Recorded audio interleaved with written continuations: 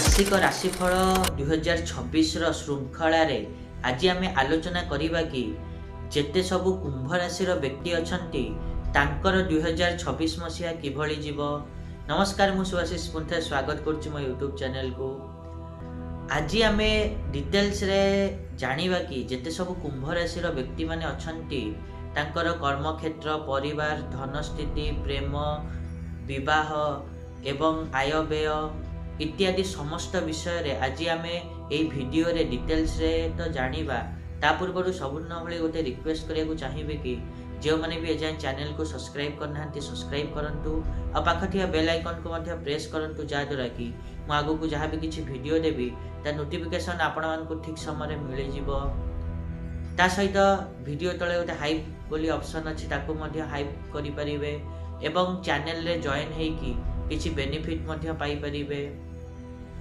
जदि आम कुंभ राशि कथा कहिबा ताले कुंभ राशि रे जेते सब व्यक्ति अछंती तांको पई एही वर्ष चतुर्थ रे बृहस्पति एवं द्वितीय भाव रे केतु एवं तांकरी राशि अर्थात कुंभ राशि रे शनि गोचर करिवे। जदि आमे देखिबा ताले जनवरी मासर नै कि मार्च मास मध्य रे आपण माने देखिबे कि किछि आपण माने किछि टेक्नोलोजी फील्ड रे किछि इनोवेशन करि पारंती, किछि स्टार्टअप करि पारंती बा किछि सोशल मीडिया रे जोग देई पारंती। किंतु असुविधा एहा हबो कि आपण मानकु एही समय रे लोक माने बुझी न पारंती, लोक माने आपण मानकु बुझी न पारंती, आपण मानकु सहाय्य न करि पारंती एही समय अवधि रे।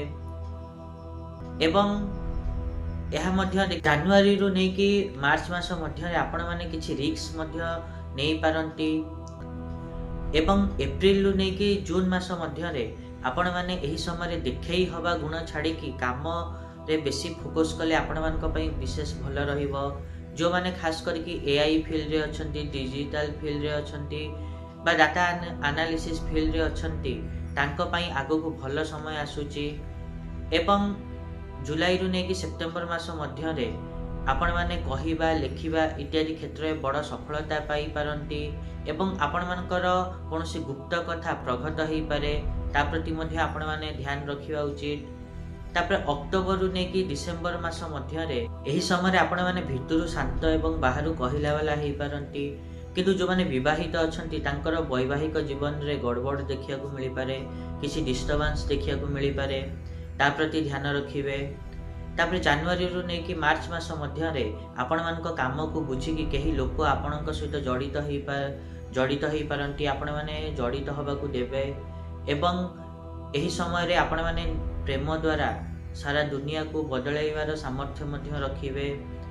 तापर जदि आमे कथा सेप्टेम्बर मास रु नहीं कि डिसेम्बर मास मध्य रे ताहाले आपण माने जदि चाहुचंती कि किछि पुराना संपर्क फेरी आसु ताहाले एही समय रे आसीबो नाही एवं आपण मन भितरे ठीक भूल आपणक मन भितरे ठीक भूल छका पंजा खेल चली पारे एही समय रे। ता सहित आपण माने एही वर्ष जदि निज स्वास्थ्य प्रति ध्यान न दउचंती ताले असुविधा हेई पारे। मानसिक क्लांति सहित आपण माने देखिबे कि मानसिक क्लांति सहित आपण मानकु एकेला पणर शिकार मध्य आपण माने हेई पारंती। हार्मोनल प्रॉब्लम आपण मानकु हेई पारे। ता सहित एही वर्ष विशेष करी कि फेब्रुआरी, जून, अक्टोबर मास आपणक पई टिके संघर्षपूर्ण हेई पारे, सेति पई एही समय रे टिके सावधान रहिबे। तापरे 12 फेब्रुआरी रे जेतेले सूर्य ग्रहण हबो सेतेले आपण माने कोनोसी नुआ काम को आरंभ करि पारंती। 2 मार्च रे जेतेले चंद्र ग्रहण हबो सेतेबेले आपण मानकर कोनोसी भीतर कथा बाहर को उजागर हेई पारे। एवं 12 अगस्त रे जेतेबेले सूर्य ग्रहण हबो सेतेबेले आपण कोनोसी प्रकार नुआ पदक्षेप बा निर्णय नबारु निजको बंचांतु। एही समय कोनोसी नूतन पदक्षेप बा निर्णय नियंतु नाही।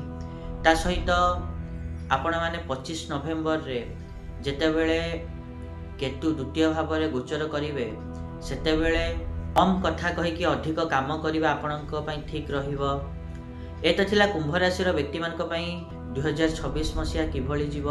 आशा करी कि मुझे कहली आपण मैंने ठीक बुझी पारे। आदि वीडियो भल लगी निहाती रूपे वीडियो को लाइक करूँ, शेयर करूँ, आउ चैनल को सब्सक्राइब करने तो जमा भूलुनी। आज देखा नेक्स्ट वीडियो रे। रहुची, नमस्कार।